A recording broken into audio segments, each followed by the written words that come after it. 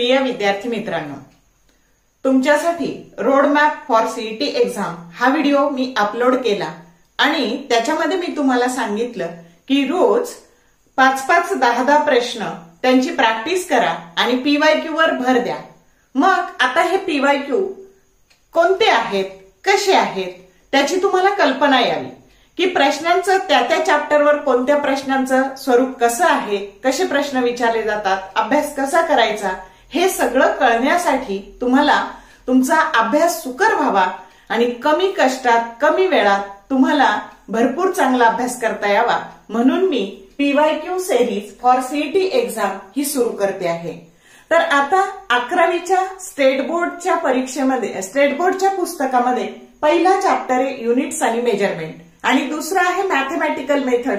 आता जो सीईटीचा सिलेबस दिलाय त्याच्यामध्ये पहिला चॅप्टर दिलाय मोशन इन प्लेन, मग युनिट आणि मेजरमेंट आणि तुमचा मॅथमॅटिकल मेथड्स याच्यावर प्रश्न येत नाहीत का सीईटीला?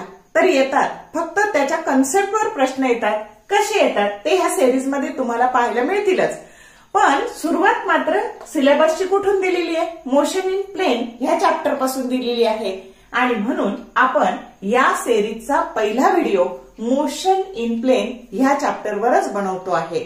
म्हणजे तुम्हाला जसे जशी आता 2004 सालापासून सीईटी सुरू झाली तर 2004 to 2024 पर्यंत आलेले पीवायक्यू आपण क्रमाक्रमाने जसं जमल म्हणजे एका व्हिडिओत 5, एखाद्या व्हिडिओत 10 जसे जसे शूट होत जातील तसे तसे त्याला नंबर टाकून आपण ही सिरीज कंटिन्यू चालू ठेवणार आहोत जोपर्यंत आपला सगळा सिलेबस कंप्लीट होत नाही तोपर्यंत।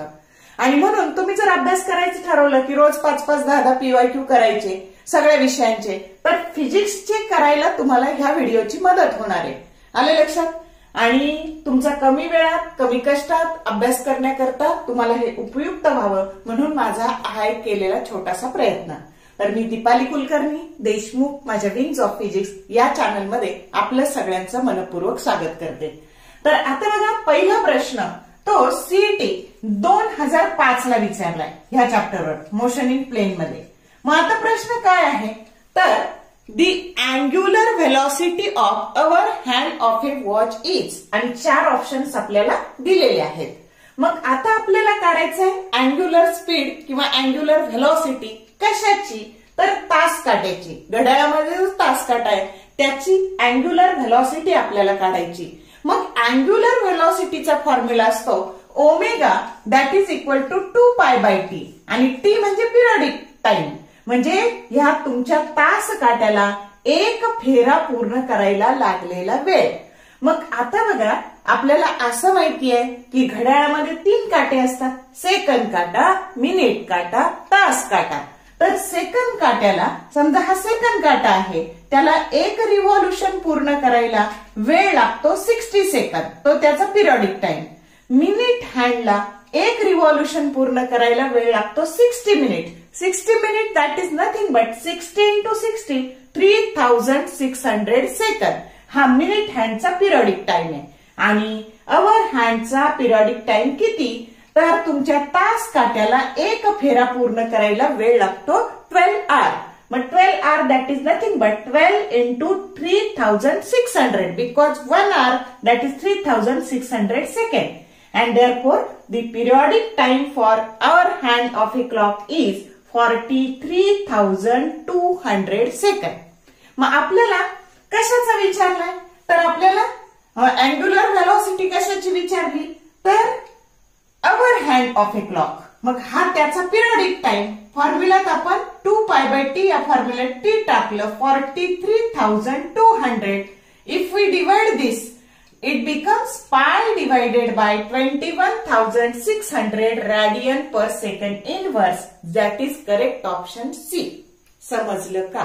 तर या पद्धतीने हा आपल्याला सोडवायचा आहे। तर याच कन्सेप्टवर तुम्हाला तास काट्याऐवजी सेकंद काट्याचा विचारू शकतात, मिनिट काट्याचा विचारू शकतात। फक्त ह्या व्हॅल्यू इथे टाकायच्या आणि सॉल्व्ह करायचं। कन्सेप्ट तीच राहते, फक्त व्हॅल्यू बदलल्या जाऊ शकतात। समजलं कसं सोडवायचं?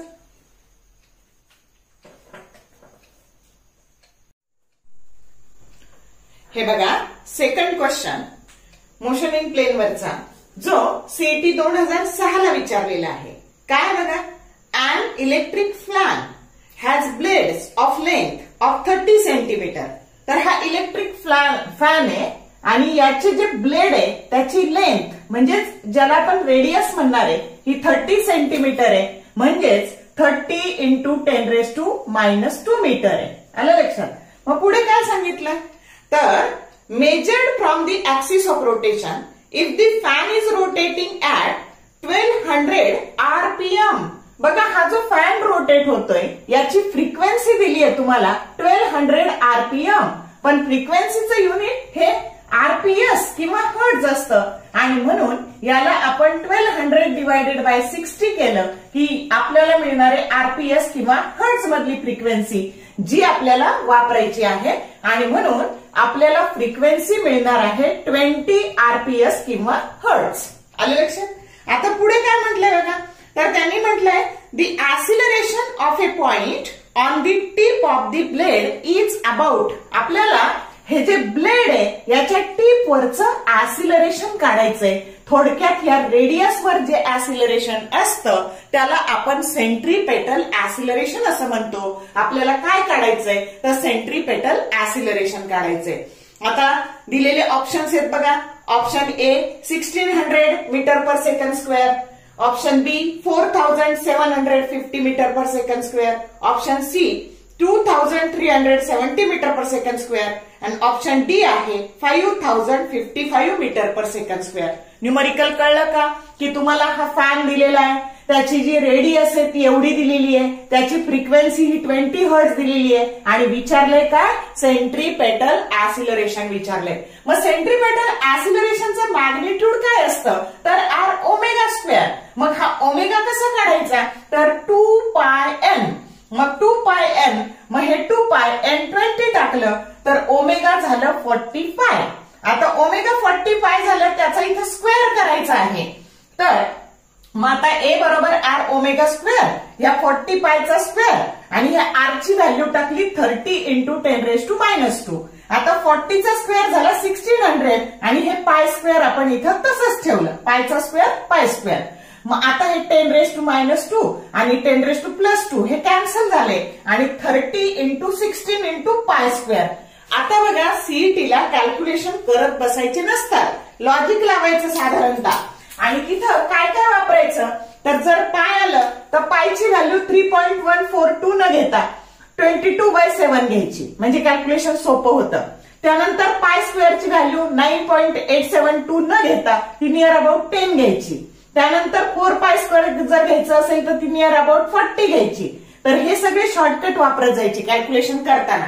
मग आपल्याला इथं दिसतंय 16 3 48 आणि हा 0 408 आणि त्याला जर 10 ने आपण मल्टिप्लाय केलं तर नियर अबाउट आपलं उत्तर 4000च्या रेंज मध्ये येणार आहे. मी ऑप्शन मुद्दाम वाचले होते कारण इथं 4000च्या रेंज मध्ये येणारा एकच ऑप्शन आहे जो आहे 4750 मीटर पर सेकंड स्क्वेअर की जो करेक्ट ऑप्शन बी आहे. म्हणजे हे एवढं कॅल्क्युलेशन करत बसायची गरज नाही, तर फक्त लॉजिक लावायचं, नियर अबाउट काय आन्सर येणार आहे ते. समजलं का न्यूमरिकल कसं सोडवलंय. तर याची तुम्ही चांगली प्रॅक्टिस करा, म्हणजे तुम्हाला काय होईल, तर प्रॉब्लेम सोडवले की कॉन्फिडन्स तुमचा वाढत जाईल. आता हा प्रश्न बघा, CET 2011ला विचारलाय. A ball of mass 25 kilogram attached to the end of a string of length 1.96 meter is moving in a horizontal circle.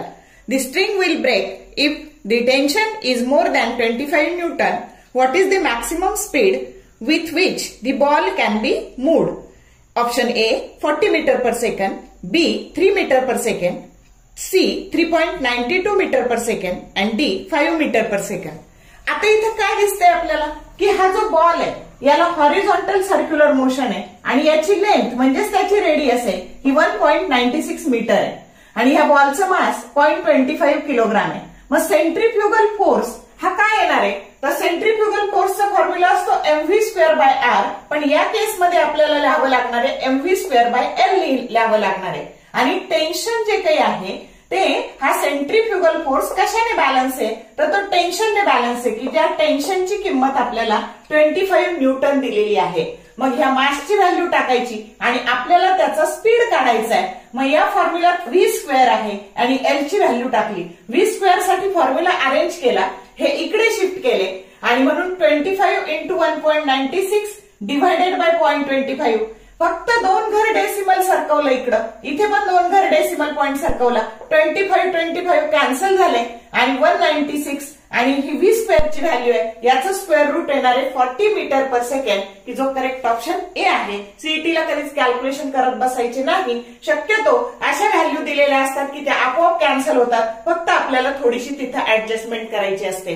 आलं लक्षात? आणि म्हणून ह्या पद्धतीने सोडवायचा आहे न्यूमरिकल. आता आपण पुढचा प्रश्न पाहू, जो सीईटी 2014 विचारलेला आहे. प्रश्न असा आहे बघा, the difference between angular speed of minute hand and second hand of a clock is option A 59 pi by 900 radian per second, option B 59 pi by 1800 radian per second, option C 59 pi by 2400 radian per second and D 59 pi divided by 3600 radian per second. तर नेहमी लक्षात ठेवायचं, angular speed हा second हँडचा हा सगळ्यात जास्त असतो, त्याच्यापेक्षा कमी मिनिट हँडचा असतो, त्याच्यापेक्षा कमी हा अवर हँडचा असतो. आणि म्हणून डिफरन्स कशातून काय वजा करायचंय, तर difference between angular speed of जरी तुम्हाला मिनिट हँड आणि सेकंड हँड मधला विचारला तरी तुम्ही कशातून काय वजा करायचं, तर angular speed of second hand मधून मिनिट हँडचा अँग्युलर स्पीड वजा करायचा. आता आपल्याला माहितीये अँग्युलर स्पीडचा फॉर्म्युला असतो 2 पाय बाय टी. मग पिरियडिक टाइम सेकंड हँड साठी 60 सेकंड असतो, मिनिट हँड साठी 3600 सेकंड असतो. आता इथे हे 2 मी आपण काय केलं, तर हे 2 डिवायडेड बाय 60 म्हणजे पाय बाय 30 आणि हे आलं पाय बाय 1800. एलसीएम आला 1800. आता इथे फक्त 30 आहे म्हणून याला 60 ने मल्टिप्लाय करावं लागेल, म्हणून हे झाले 60 पाय मायनस पाय, जे आलं 59 पाय बाय 1800, की जो करेक्ट ऑप्शन काय आहे, बी आहे. तर या पद्धतीने सोडवायचंय. आता बघा, हा जो प्रश्न आहे हा CET 2016 विचारलाय. Angular speed of our hand of a clock in degree per second is option A 1/30, B 1/60, C 1/120 and D 1/720. आता आपल्याला अवर हँड जो काही आहे त्याचा अँग्युलर स्पीड काढायचा आहे, पण तो कशात काढायचा आहे, तर तो रॅडियन पर सेकंड मध्ये नाही काढायचा आहे, तर तो आपल्याला डिग्री पर सेकंड मध्ये काढायचा आहे. मग आपला अँग्युलर स्पीडचा फॉर्म्युला काय असतो, 2 pi by T, T periodic time. आता अवर हँड जो आहे त्याचा पिरियडिक टाइम असतो 12 hour, that is nothing but 12 into 3600. एका तासाचे हे सेकंद असतात 3600 आणि हे टोटल कॅल्क्युलेशन येतं 43200 सेकंड. मग आपण इथे व्हॅल्यू टाकून दिली बघा, 2 पाय आणि याचा पिरियडिक टाइम टाकला, या 2 ने याला डिवाइड केलं, ते आलं 21600. आता हे पाय रॅडियन आहे, पाय रॅडियन म्हणजे किती डिग्री, 180 डिग्री. मग pi radian that is equal to 180 degree, कारण आपल्याला डिग्री पर सेकंड मध्ये काढायचंय. मग हा एक 0 हा एक 0 कॅन्सल झाला आणि 18 ने याला जर तुम्ही डिवाइड केलं, 18 1 जा 18 आणि मग आता शिल्लक राहिले 3 आणि हे 6 म्हणजे 18 2 जा 36 आणि हा 0 म्हणजे 1 divided by 120 degree per second. हे झालं आन्सर, की जो करेक्ट ऑप्शन काय आहे, सी आहे. या पद्धतीने याला सोडवायचंय.